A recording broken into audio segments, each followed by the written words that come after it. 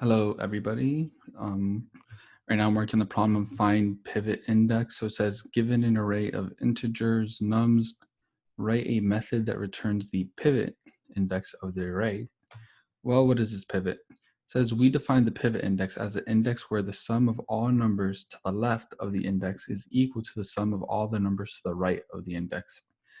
If no such index exists, we should return -1.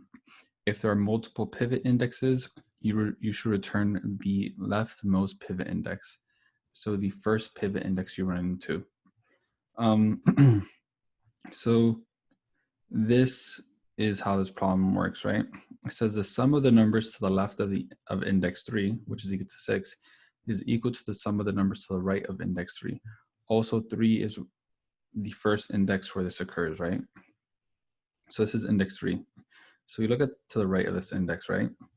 We have 1, 7, and 3. What's the sum of 1 plus 7 plus 3? That's 11. And then we have 5 and 6. So the sum of that right there is 11 as well. So how do we find out the pivot indexes, right? Well, something that we can do is we can make two arrays, right? So we right here just draw this out. So right here we have this array, which is 1, 7, 3, 5. Oops, it's 6,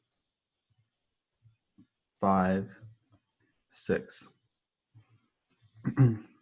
So we know that like right here, 1 plus 7 plus 3, the sum will be 11. And then if we go from the right to the left, we're going 6 plus 5, the sum right here will be 11. But if you read, there's like the difference is a 6, right?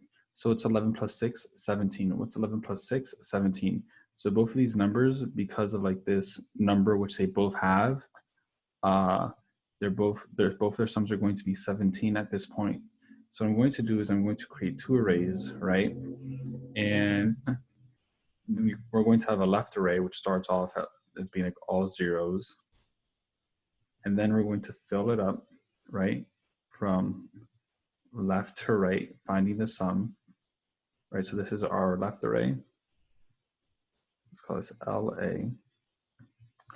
And so right here, this is going to be our sum. We're going to have 1, and then we're going to go to 8, and then we're going to have 11, and then we're going to have 17, and then we're going to have 22, and then we're going to have 28.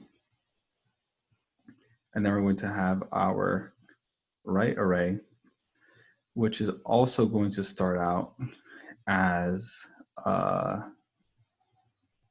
0, 0, 0, 0, 0, and 0.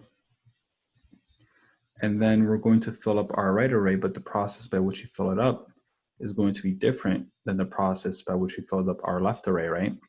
Because before we went from left to right to fill it up. Now we're going from right to left. So the first number at the end is 6.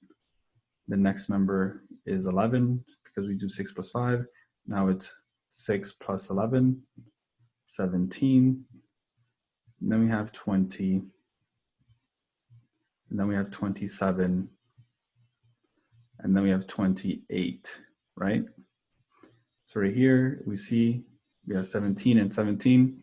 Then we're going to iterate over our array, both the arrays, and see where they're equal. Both values are equal. And then we're going to return that where they're equal for that particular index. That's the index we're returning. If they're not equal anywhere after we've iterated through the entire array, we're going to return -1. So how do we do that? We need a left array is equal to,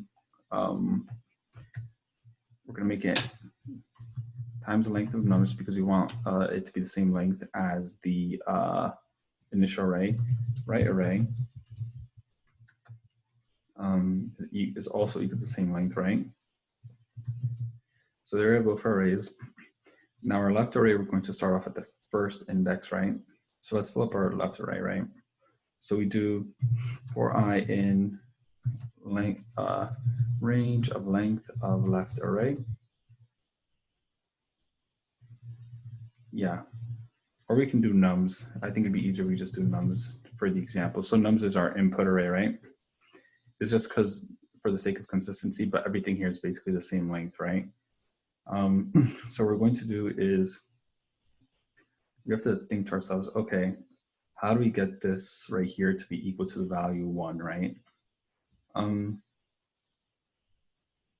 Because like the process of adding in, the process of getting this one right here is we just add the number 1, right?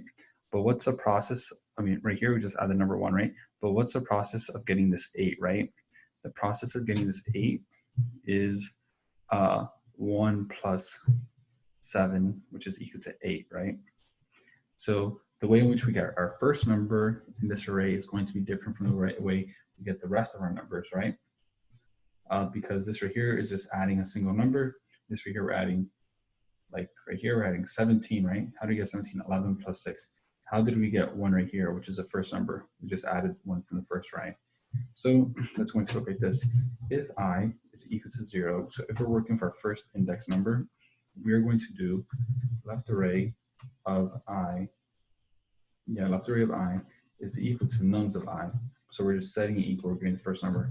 Otherwise, right, else, we're going to do left array of I is equal to left array, the previous value in our left array of I minus 1 plus nums of I.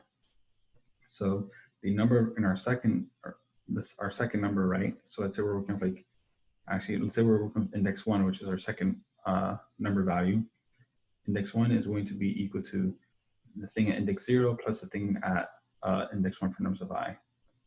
This is index 0, right? We say 1, 1 plus the thing at index 1 for nums of I, 1 plus 7 equals 8. That's the process, right? So that right there gives us our left array. If you want to print it out, this is C. Good, now we got that total right there, which is the exact same total I drew out. Now we need to do the same exact thing before our right array. But for our right array, we are going from right to left. So I'm saying for I in reversed range, the length of nums. And because here we're going to do the same thing, right? We're going to say, okay, here's the number 6, right? Which is the first thing in the array. Which is not the first thing, it's right, yeah, it's the last thing. So it's this right here, it's this number. The last thing in the array. We're just gonna set it equal, right?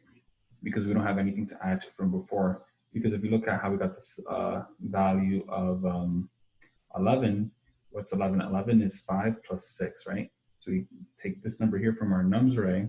Let's call this nums. Nums is equal to, so here we're doing 6, previous thing in our right array, plus next thing in our nums array, right? So if I is equal to the length of nums minus 1, which is the last thing in our nums array, then we are going to do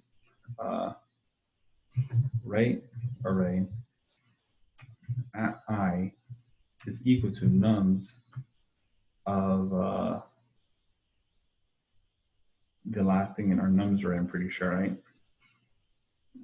Which would be nums of length of nums minus 1. I could probably call that a variable. I could probably call it like last index. Let me just make sure that this works. Print right array. Yeah, so it gave me a 6 right there. Let's just call this last index. Last index is equal to length of nums minus 1. So last index, if I is the last index, if I is equal to the last index, then we're going to do this. It still works, good. So then I'm going to say, if we're not at the last index, otherwise what we're going to do is we're going to have to add our right array, the value at our right array, right? So let's say now we're like looking at this value right here, the second to last value right here would be equal to the last thing in our nums array, which our right array, which is actually equal to right array of I plus 1, right? Because that's the next thing, because here we're going in reverse order, going backwards instead of forwards. So you go 1 forward, and then that's going to be equal to plus nums of I, which is the current thing in our nums array. So let's do print right array.